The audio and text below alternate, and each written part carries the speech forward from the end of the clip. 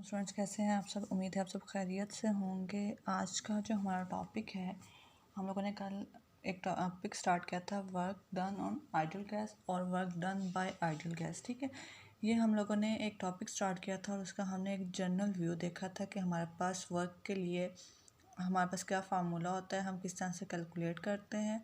अब हम क्या कर रहे हैं कि हमारे पास डिफरेंट प्रोसेसेस हमने डिस्कस किए थे। जैसे हमारे पास आइसोकोरिक था, आइसोबैरिक था, मतलब हम कंडीशंस अप्लाई करते हुए वर्क को डिस्कस कर रहे हैं कि अगर कोई भी आइडियल गैस किसी सिस्टम पे वर्क कर रही है या कोई सिस्टम आइडियल गैस पे वर्क कर रहा है और उसके ऊपर हम कुछ कंडीशंस अप्लाई कर देते हैं तो उस केस में उन कंडीशंस का क्या अफेक्ट होता है। तो सबसे पहले जो हम वर्क कर रहे हैं वो हम कह रहे हैं work done on ideal gas by at constant volume. ठीक है, वर्क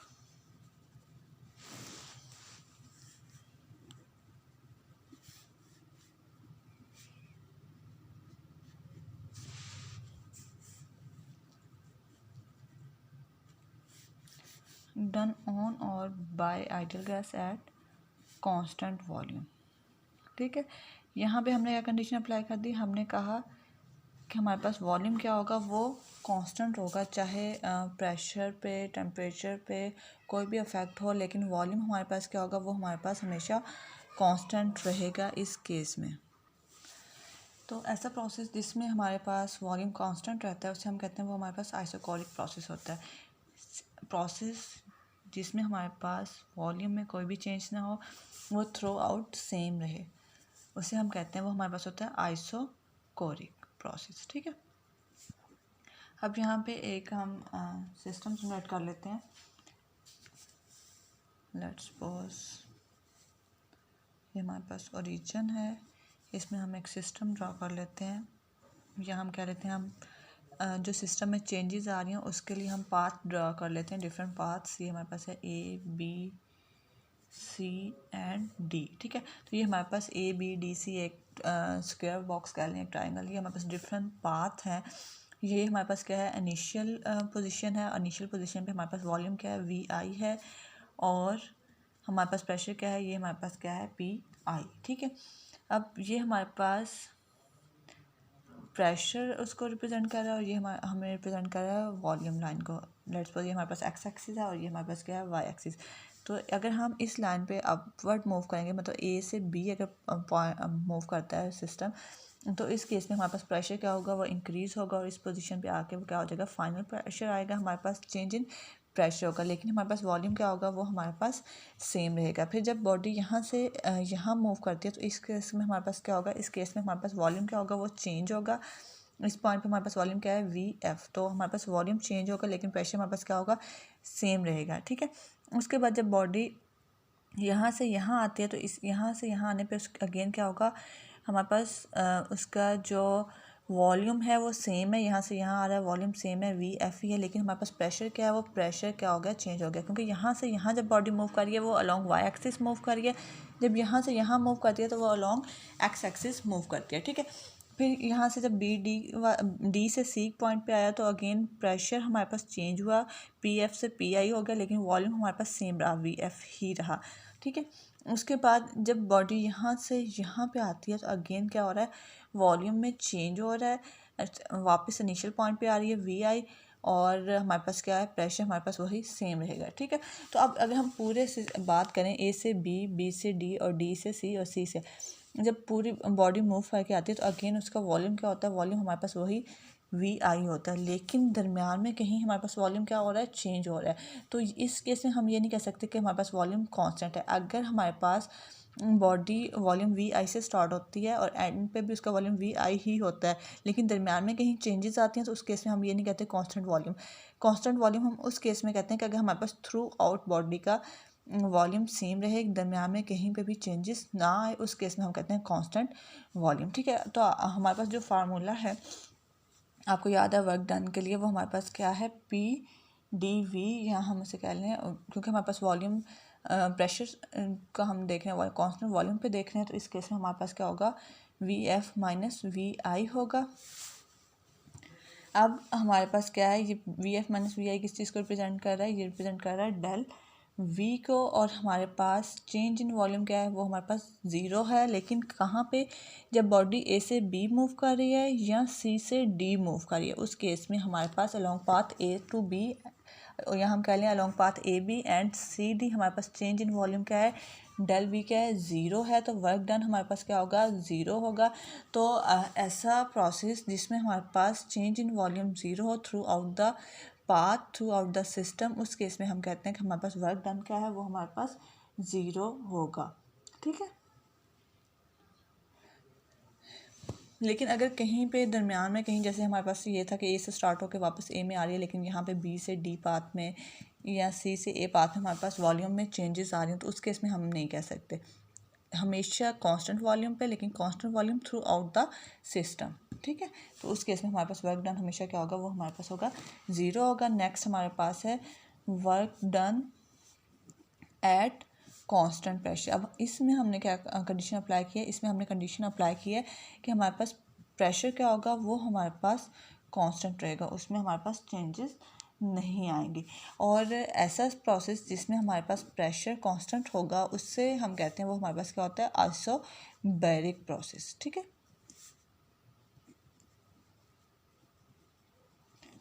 अब अगेन हम इसी डायग्राम को कंसिडर कर रहे हैं, यही वाली को, इसी को कंसिडर कर रहे हैं।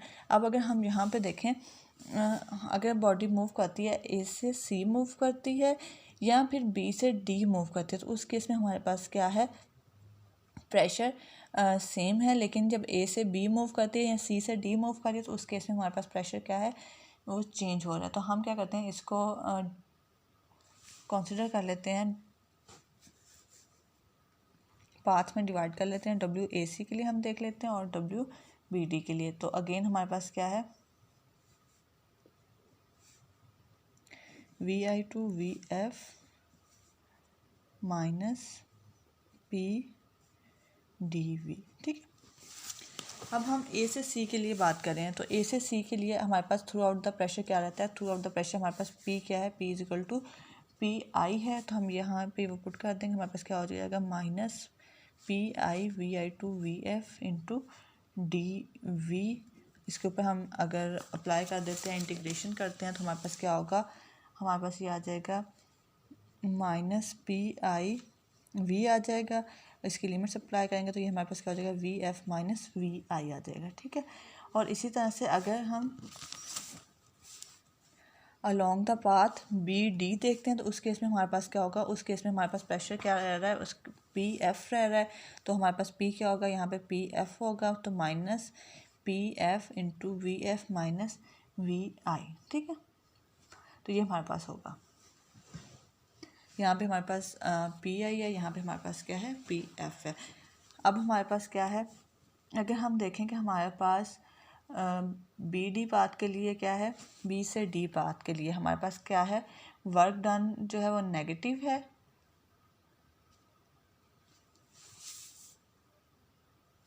और ए सी के मतलब जब यहाँ से यहाँ मूव कर रहा है तो वॉल्यूम वी आई से वी एफ हो रहा है, इंक्रीज़ हो रहा है। ए से सी मूव कर रहा है तो वी आई से वी एफ हो रहा है, मतलब हमारे पास क्या होता है, वी एफ माइनस वी आई होता है। तो हमारे पास इस केस में अगर वी एफ ज़्यादा है और वी एफ कम है, तो हमारे पास क्या होगा, ये वैल्यू पॉजिटिव आएगी, और हमारे पास ये नेगेटिव का फॉर्मूला है। तो अगर हमारे पास वॉल्यूम में यहाँ से यहाँ और यहाँ से यहाँ वॉल्यूम इंक्रीज़ हो रहा है, तो वर्क डन क्या होगा, वो हमारे पास नेगेटिव होगा।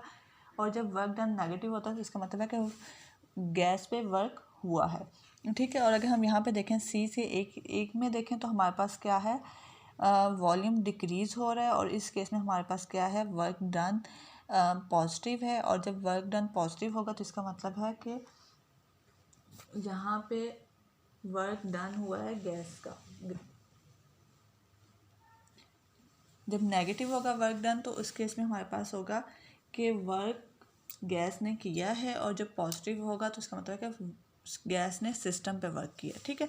तो ये हमारे पास कांस्टेंट प्रेशर के लिए है। उसके बाद नेक्स्ट हमारे पास है कांस्टेंट टेम्परेचर पे, और जब हमारे पास टेम्परेचर कांस्टेंट होगा, work done at constant temperature,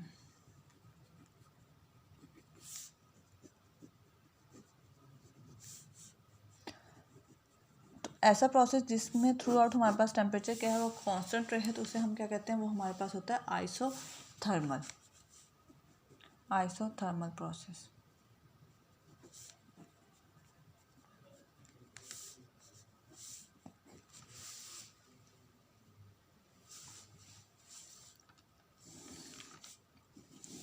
और जब हम कांस्टेंट टेम्परेचर के लिए बात करते हैं तो उस केस में हमारे पास क्या होता है, हमारे पास जो प्रेशर और वॉल्यूम के दरमियान ग्राफ आता है वो हमारे पास इस टाइप का होता है, ठीक है। ये हमारे पास क्या है, ये हमारे पास इनिशियल प्रेशर और इनिशियल वॉल्यूम को रिप्रेजेंट कर रहा है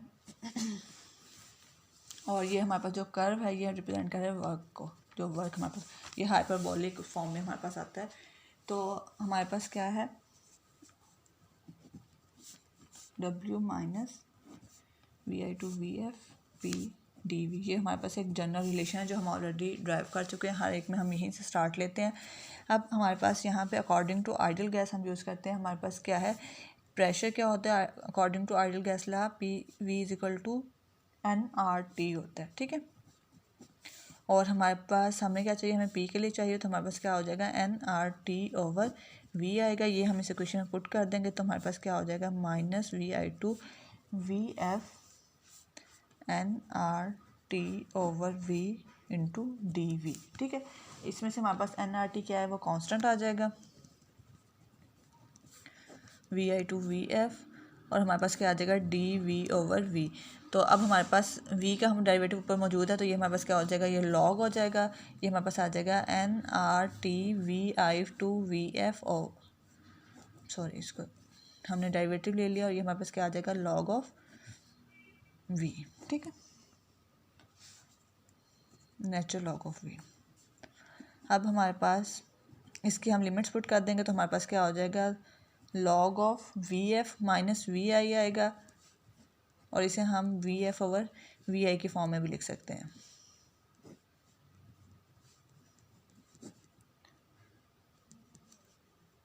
ठीक है। और इसके लिए अगेन वही, अगर हमारे पास फाइनल वॉल्यूम मतलब VF की वैल्यू ग्रेटर देन होगी VI तो उस केस में हमारे पास वर्क डन क्या होगा, वो हमारे पास नेगेटिव होगा, और अगर हमारे पास फाइनल वॉल्यूम की वैल्यू कम होगी इनिशियल वॉल्यूम से तो उस केस में हमारे पास वर्क डन क्या होगा, वो हमारे पास पॉजिटिव होगा, ठीक है। तो ये हमारे पास आइसोथर्मल कंडीशन में कह सकते हैं जब हमारे पास चेंज इन टेम्परेचर क्या है, वो ज़ीरो है, टेम्परेचर चेंज नहीं हो रहा, ठीक है। उसके बाद नेक्स्ट हमारे पास है वो है एट थर्मल आइसोलेशन,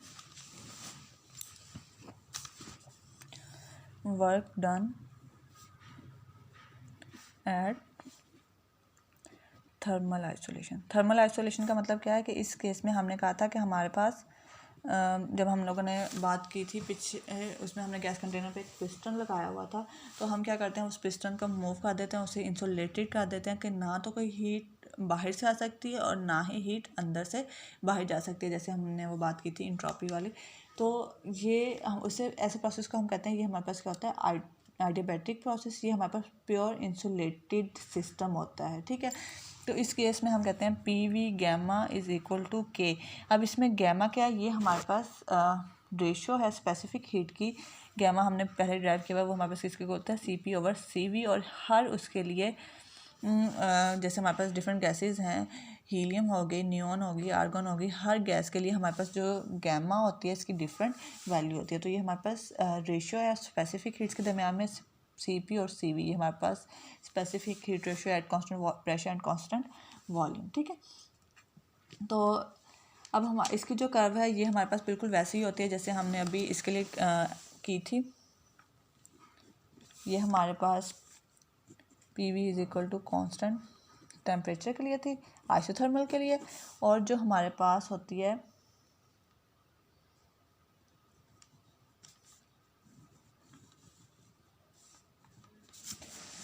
आइडियाबैटिक के लिए होती है, वो थोड़ी ज़्यादा डीप कर्व होती है, ठीक है। ये हमारे पास किसके लिए, ये हमारे पास आइडियाबैटिक के लिए जिसकी अभी हम बात कर रहे हैं, PV γ कांस्टेंट, ये हमारे पास उसके लिए, ठीक है। तो ये हमारे पास आगे इसको हम अगेन वहीं से स्टार्ट करेंगे, W VI/VF minus PdV।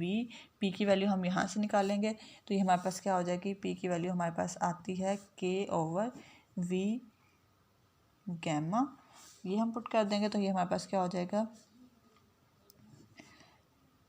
VI/VF minus K/V gamma DV। P की जगह हमने K/V गैमा पुट कर दिया। अब हमारे पास क्या आ जाएगा, K कांस्टेंट, इसे हम बाहर ले लेंगे, गैमा है इसे हम ऊपर लेके जाएंगे तो हमारे पास क्या हो जाएगा, VI/VF V minus gamma into DV। इसका हम क्या करेंगे, लॉग ले लेंगे। पावर का हमारे पास क्या होता है, n+1 हो जाता है, उसमें +1 हो जाता है। जब हम इंटीग्रेट करते हैं तो ये हमारे पास क्या हो जाएगा, V minus gamma +1 over minus gamma +1 VI/VF। ठीक है, ये हमारे पास आ जाएगा। अब इसको हम क्या करते हैं, -K इंटू माइनस गैमा +1 आ जाएगा और ये हमारे पास क्या आ जाएगा, VF minus gamma +1 minus VI minus gamma +1। ठीक है, ये हमारे पास इसके इक्वल आ जाएगा। अब हमारे पास ये जो माइनस साइन है इसको हम मल्टीप्लाई कर देंगे तो ये हमारे पास क्या आ जाएगा, 1 माइनस गैमा आ जाएगा। ये हमारे पास क्या हो जाएगा, 1 VF minus gamma +1 minus VI minus gamma +1। अब हम क्या करें, सिंपल K हमारे पास किसके इक्वल है, K हमारे पास इक्वल है PV गैमा के।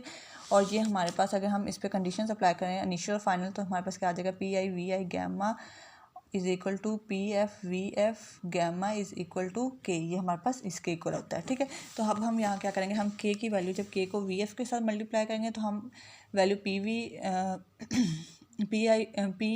PF/VF गैमा पुट कर देंगे और जब VI के साथ मल्टीप्लाई करेंगे तो हम क्या कर देंगे, ये हमारे पास आ जाएगा 1/1 minus gamma is equal to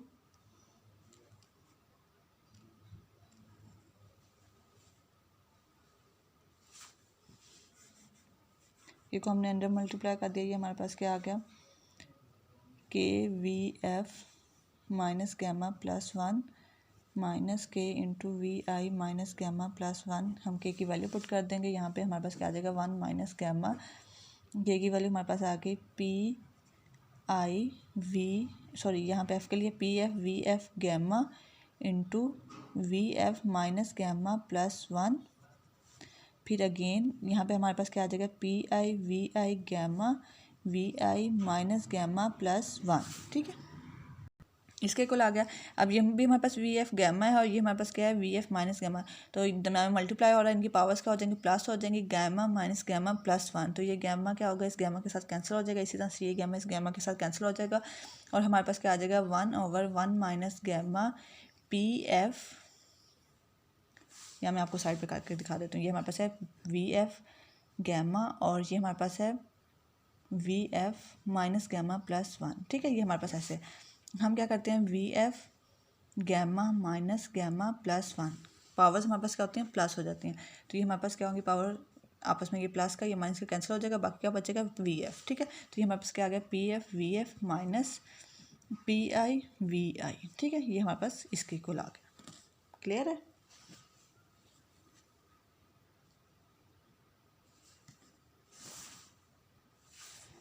अब हमारे पास PV किसके इक्वल होता है, PV हमारे पास होता है 1/गैमा -1। PV हमारे पास इक्वल होता है N,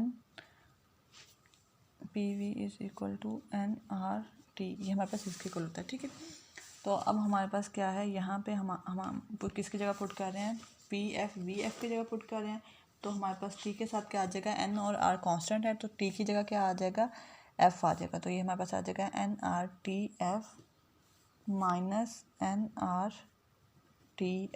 ठीक है, और ये हमारे पास आ जाएगा, NR कॉमन आ गया, NR/गैमा -1 TF माइनस TI। ये हमारे पास इसके इक्वल आ गया। अब हमारे पास एडियाबैटिक एक्सपेंशन के लिए अगर हमारे पास वॉल्यूम जो है उसमें चेंज हो, पॉजिटिव चेंज हो रहा हो, मतलब कि VI से जब VF की तरफ मूव करें और वॉल्यूम इंक्रीज़ हो रहा हो तो हमारे पास टेम्परेचर क्या होगा, डिक्रीज़ होगा और हमारे पास वर्क डन क्या होगा, वो हमारे पास नेगेटिव होगा। इसी तरह से हमारे पास अगर वॉल्यूम में चेंज जो है वो कम हो रहा हो, मतलब वी एफ कम हो रहा हो वी आई की निस्बत, तो हमारे पास क्या होगा, टेम्परेचर इंक्रीज़ हो रहा होगा, फाइनल टेम्परेचर ज़्यादा होगा as compare to initial temperature, और वर्क डन क्या होगा वो हमारे पास होगा पॉजिटिव। ठीक है, तो ये चीज़ आपको क्लियर होगी यहाँ तक, ये आपको बुक में भी गिवन है। उसके बाद हमारे पास हम लोगों ने यहाँ पे किया था, जस्ट कंसिडर किया था ए बी सी डी उसके लिए वॉल्यूम के लिए, और ए सी बी डी हमने कंसिडर किया प्रेशर के लिए जब हमने कांस्टेंट प्रेशर की बात की। अब हमारे पास क्या है, नॉन कंजर्वेटिव की बात करें, उसमें हम क्या करें, ए बी डी सी सारों को कंसिडर करें। उसमें हम पहले क्या करेंगे, ए बी और बी डी के लिए कंसिडर करेंगे, फिर ए सी और डी सी के लिए कंसिडर करेंगे।